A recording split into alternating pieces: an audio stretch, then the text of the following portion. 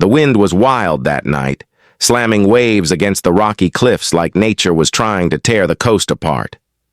At the edge of that storm-beaten shoreline stood Hallows Point Lighthouse, tall and weather-worn, its beams slicing through the darkness as it had for more than 100 years. And inside, tending the great brass lamp, was Thomas Merrick, the last full-time lighthouse keeper in the region. Thomas had been keeping the light for 42 years. His hands were rough from polishing glass and scrubbing salt from the railings, and his back had a permanent stoop from climbing the spiral stairs dozens of times a day. But his eyes were still sharp, fixed always on the restless ocean, scanning for the faint outline of a ship that might be in trouble. In the modern age, most lighthouses along the coast had been automated. They didn't need men like Thomas anymore. At least, that's what the coastal authority kept telling him. A bulb could turn itself on. A machine didn't need sleep or food. But Thomas had never seen his work as just turning on a light. For him, the lighthouse was alive, and it needed a keeper who understood not just its mechanics, but its purpose. One afternoon in early spring, a letter arrived. Thomas sat at his wooden kitchen table, the smell of strong coffee filling the small keeper's cottage, and opened it with his pocket knife. Effective June 1st, Hallows Point Lighthouse will be converted to full automation. All personnel will be retired or reassigned. We thank you for your service. Thomas read it twice, his jaw tightening. He had no desire to be reassigned to an office in the city or to sit at home staring at the walls. He belonged here with the salt air in his lungs and the hum of the Fresnel lens turning above his head. That evening, over supper at the dockside cafe, he told his friend Maggie, the harbor master. "They think a machine can do my job," he said, shaking his head. "But machines don't see fog rolling in early. Machines don't notice a fishing boat drifting too close to the shoals." Maggie leaned back in her chair. "Times change, Tom. But maybe you're not just keeping the light for the ships. Maybe you're keeping it for us. For everyone who needs to know someone's still watching." Her words lingered with him. He didn't fully understand what she meant. Not yet. As May rolled on, Thomas carried out his duties with the same care he always had.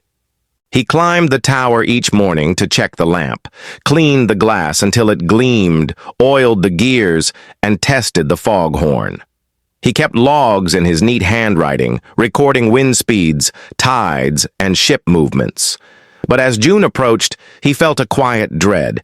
He would not be here when the first real storm of summer hit. The thought was like a stone in his chest.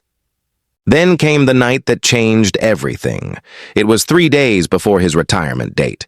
The sky had turned an ugly shade of greenish gray, and the forecast warned of a severe Atlantic front, the kind of storm that could swallow small boats whole. By nightfall, rain slashed sideways across the coast, and the wind screamed like a living thing. Thomas lit the lamp early, making sure the beam was strong and steady. He stayed in the tower, pacing, listening to the roar outside. Around midnight, through the rain-streaked glass, he spotted it. A faint light blinking far out in the blackness, disappearing and reappearing. A distress signal. Without hesitation, Thomas grabbed the radio. "Coast Guard Station, this is Hallows Point. I have visual on a vessel in trouble, bearing east-southeast, about 3 miles out." Static answered at first, then a voice confirming they'd dispatch help. The minutes dragged like hours. Through the narrow beam of his binoculars, Thomas could see the ship pitching violently in the waves. The lighthouse's beam cut across the water again and again, giving the crew a fixed point to steer toward. It wasn't just light, it was hope. Finally, a Coast Guard cutter appeared, pushing through the storm like a stubborn bull. They reached the ship, through lines, and began hauling the crew aboard. Thomas kept the light trained, unwavering, until the rescue was complete. By dawn, the storm had passed. The sea was calmer, though littered with debris. Thomas stood at the base of the lighthouse, exhausted but steady, when the Coast Guard captain came ashore. "Would have lost them if we couldn't keep sight of them," the captain said.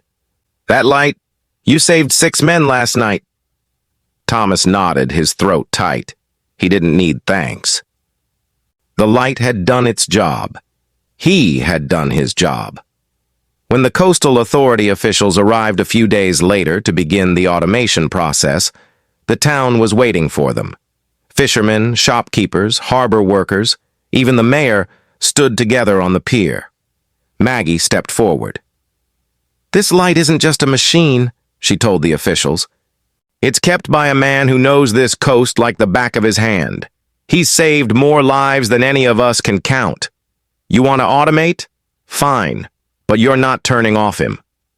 Word of the storm rescue had spread quickly, and with it, public pressure. Newspapers picked up the story. Within weeks, the decision was reversed. Thomas would remain as keeper, at least until he chose to retire on his own terms. Years later, when Thomas finally did step down, Hallows Point didn't go dark. A new generation of keepers took over, trained by him to watch the sea not just with their eyes, but with their hearts. And on stormy nights, when the wind howled against the glass, the light still cut through the darkness. Steady, unblinking, refusing to dim. Moral: purpose is not something technology can replace. Whether you're guiding ships, raising a family, or chasing a dream, the world still needs the light only you can keep burning. Hold it high. Someone out there is counting on it.